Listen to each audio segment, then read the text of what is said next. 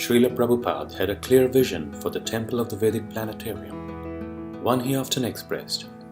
He wanted a unique Vedic planetarium to present the Vedic perspective of life, including a central display of the material and spiritual worlds that visitors could view from different levels as they traveled up.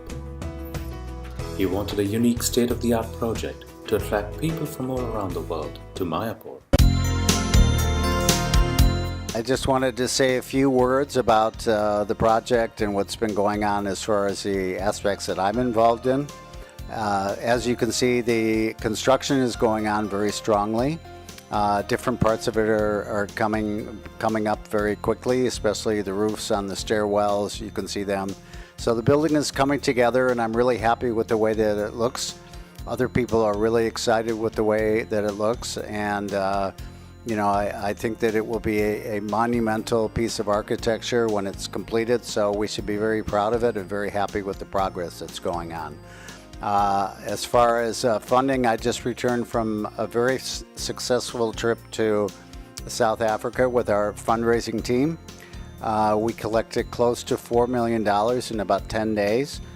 We had wonderful support from the entire Yatra. They passed a resolution that they are going to support the TOVP until its completion. And I wanted to especially thank Bhakti Chaitanya Maharaj, who was very supportive and led the whole effort in South Africa. So we're very happy with all of that. So we're raising funds, the building is coming together, and I get emails and Facebook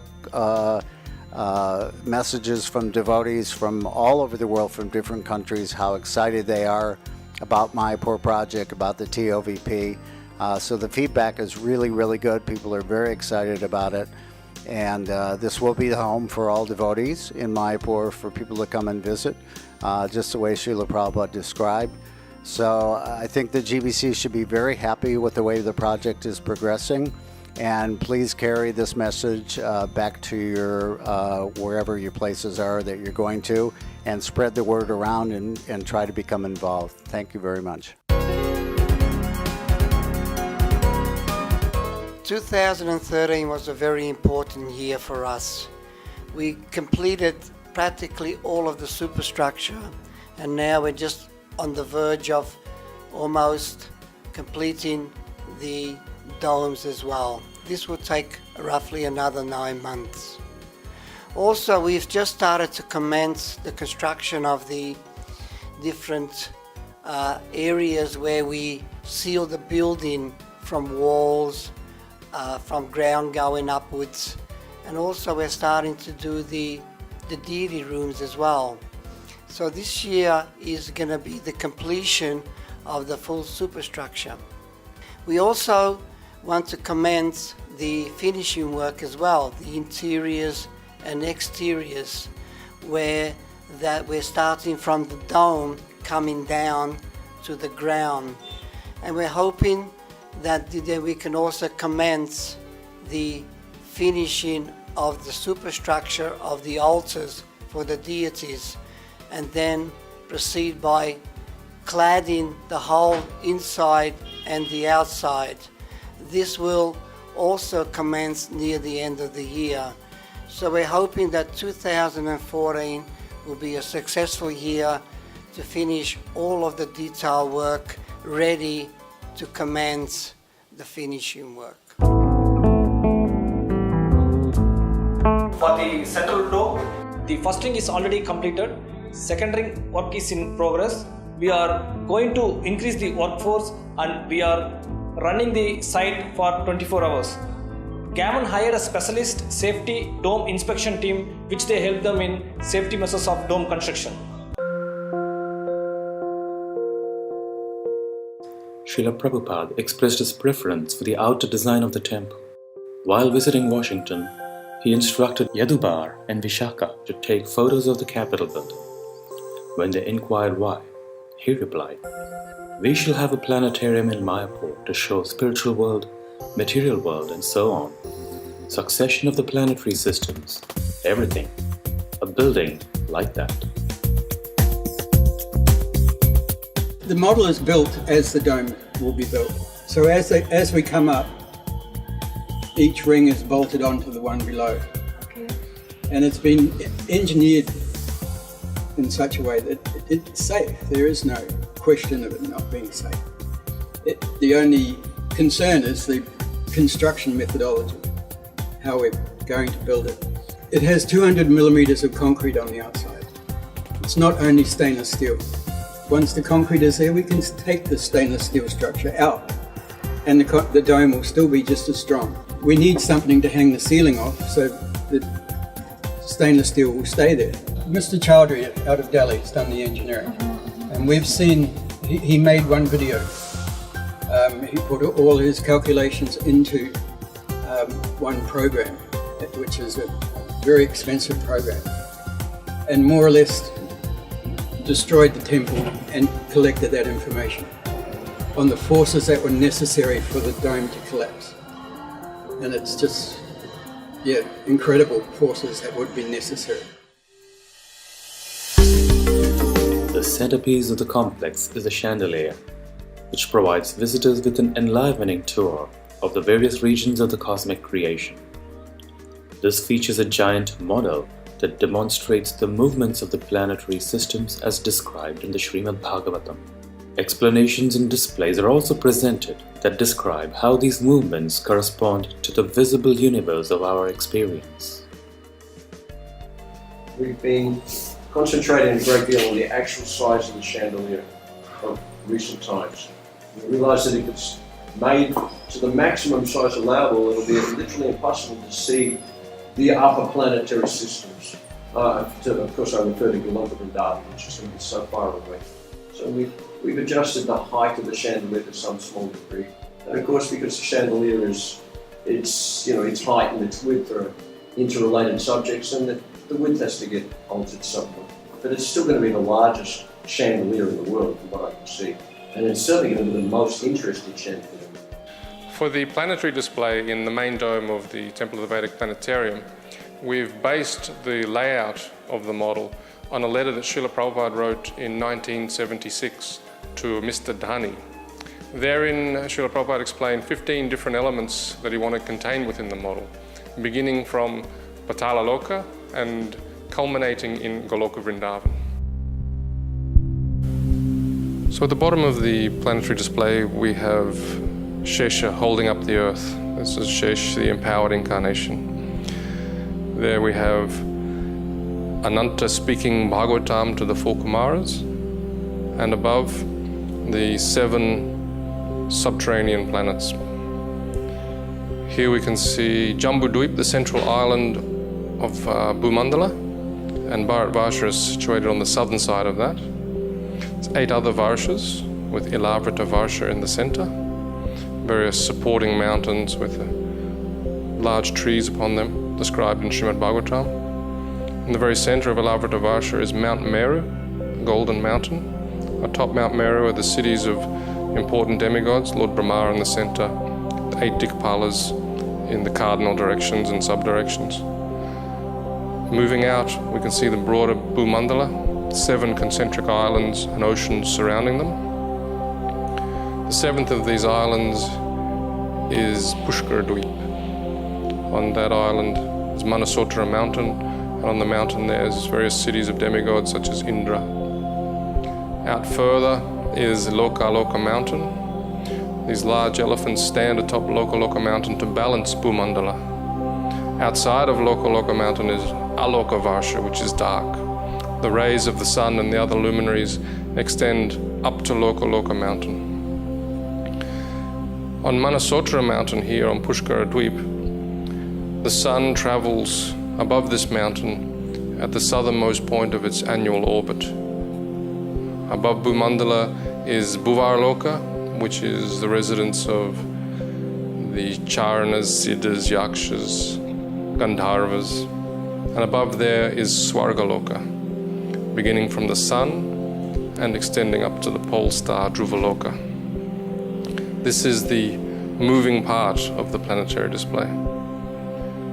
Here we can see the sun and the moon moving in their chariots. The chariots are being drawn by horses moving in the anti-clockwise direction, but they're traveling with the wheel of time moving in the clockwise direction faster. So it looks as if they're moving backwards.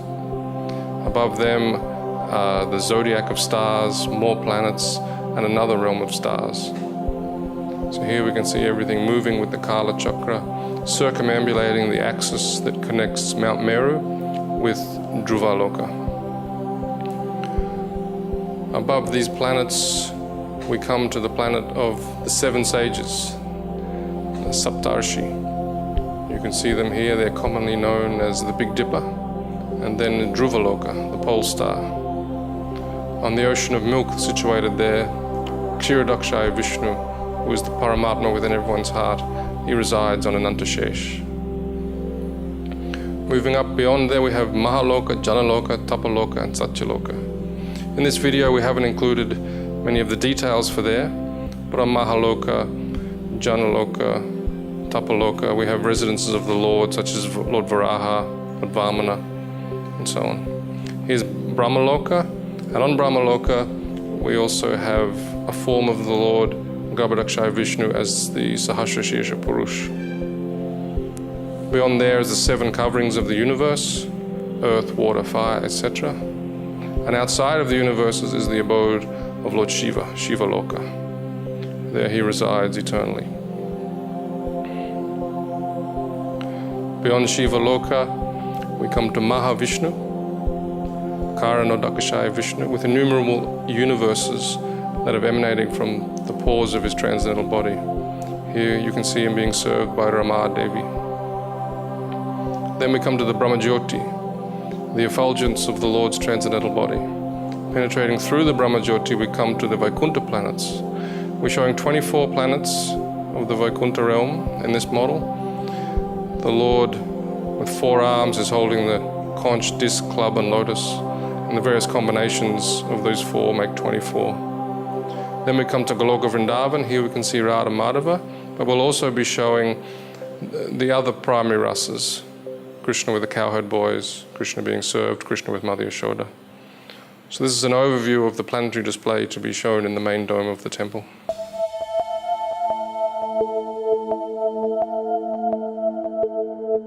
Welcome to the design department for the year 2014. Of course, we have a lot of very detailed work on ceiling, plaster work, exterior, parikrama floor, interior, big temple, interior and exterior of the Nrsingadev temple. But I'll just give you one example of the interior column for the Kirtan Hall, main temple hall. This is a concept that we have for the main pillars that go around, that hold up the dome, the very strong dome. The columns will be clad in onyx and white marble bases, onyx, and then white marble capitals with gold leaf.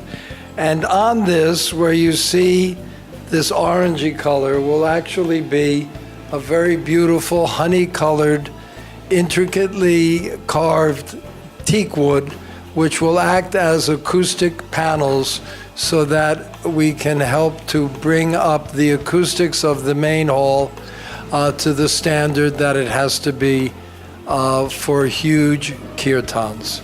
Here on the column, we've designed special order crystal wall light brackets. They're 10 foot long, and there'll be one on each column going up all around.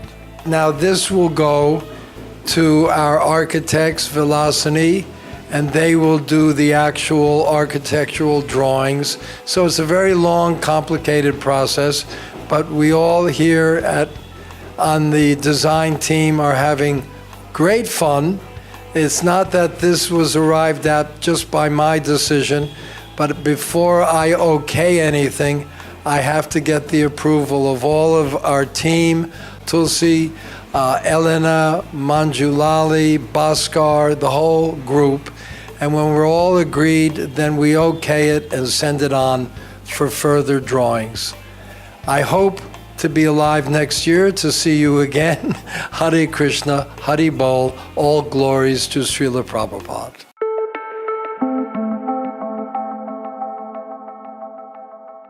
We are almost completed the superstructure for the temple of the Vedic Planetarium.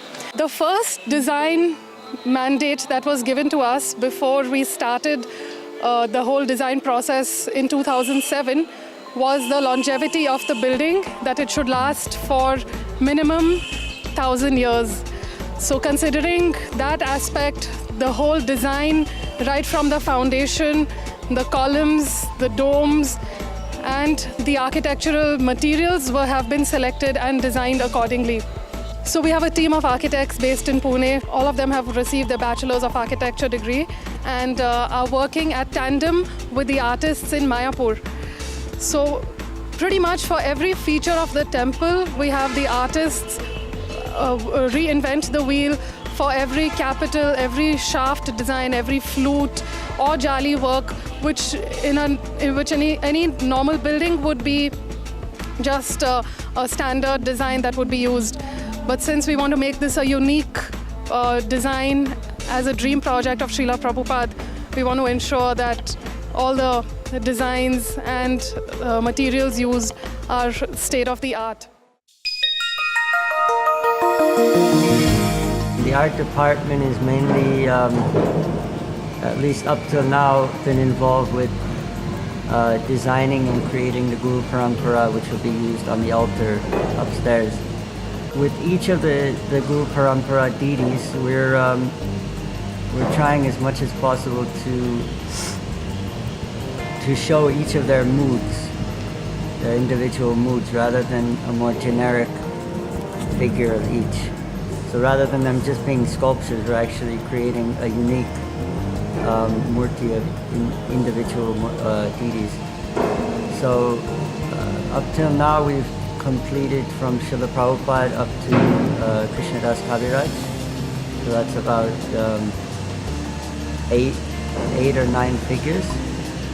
And how we generally work is we start with the design or a photograph if the Acharya has some photographs of them, and then we start working on the clay figures, get as much detail as possible in the clay, and then we make fiberglass prototypes, and those fiberglass prototypes we can use to bring to foundries where we'll cast them in bronze. One unique thing about these deities is we won't be making the deities in the general brass look, the shiny brass. We'll actually be putting a patina on them. Patina is a kind of chemical process through bronze where you can get different colors through the metal itself. It's a chemical process. So by doing that, we can actually get skin tones. We can make it look more real life, I'm kind of going in that kind of direction, where instead of just drawing any generic figure or copying some real person, I actually look a little bit more into the history and who they were and things like this. And also in each of their hands, they'll have different objects which will relate to their either their teachings or who they were. So with Gopal Bhatta, he'll have some scripture in his hand, and he'll have a mudra which shows that he's a teacher or he's giving us knowledge. So all these things just kind of enhance the overall mood of the deities. The temple of the Vedic Planetarium is meant to educate people about the cosmology according to the Vedic literature. To that end, 1/3 of the building has been dedicated to presenting through multimedia experiences the basic theme that we find in the Veda of a living universe. The idea of life coming from life, of course, is the main undercurrent that Srila Prabhupada wanted to present to people in general, but also in particular to scholars and scientists and the educated public. In the west wing of the building, where we have the exhibits, that will be aimed at a particular audience of high school and above educated persons. There'll be an entry fee, there'll be 3 levels of exhibits, and then on the top floor there'll be a 23-meter tilted dome. In the dome we'll present digital films showing the basic idea of the Vedic universe as being populated by superior living beings, and then we'll also have on the lower floors different kinds of multimedia experiences along that theme of life comes from life. As far as content goes, we have no shortage. His Grace Sadhaputta Prabhu, when he was working on the project in the 1990s and early 2000s, sketched out at least 55 different exhibits that could be shown. We have many more different ideas from the works of ISKCON devotees like Dhrutakama Prabhu with his forbidden archaeology and human devolution. And Srila Prabhupada also told us that we could take any story or theme from the Bhagavatam and present that visually. For instance, we could make a presentation on human social systems and organization, such as Varnashram. So in this way we have no shortage of content, and the plan will be to have some permanent exhibits and also some temporary exhibits so that we can show things based on the latest thinking in scientific fields. They're always changing and we need to adapt and show the Vedic vision of those different so-called scientific concepts. So this year in 2014 we will begin in earnest with the development of various multimedia presentations and filmmaking. We have 6 months ago accepted the services of Sriman Sridham Prabhu. He worked for the last 7 years as a production manager for Sky TV in New Zealand. He's very competent, intelligent young man, and he will be coordinating the efforts to develop a team for script writing and then production. So during this year we hope to finalize exactly which exhibits we'll be building first, what shows we want to present in the domed theatre, and then we'll construct, or rather gather together a production team so that we can actually start to realize these goals. From this temple, service to Lord Gauranga was spread all over the world. The prediction is from this temple, from the TOVP temple, then it will go from here. So this is how important it is to establish this temple as quickly as possible, because the prediction is not going to come true until the temple is ready, because the prediction is from this temple. So as soon as we get the temple finished, then at any time we can expect that the holy name will spread in every town and the village of the world. Looking at the building at this particular point, you can see how big it is, how much area that this building covers. The whole building has an area of 55,000 square meters, or 605,000 square feet. So this is a massive actual structure. This area that we're showing you is so big on a world standard. It's the biggest dome of this size in the world practically. So you can see by the images of other buildings how grand this building will be.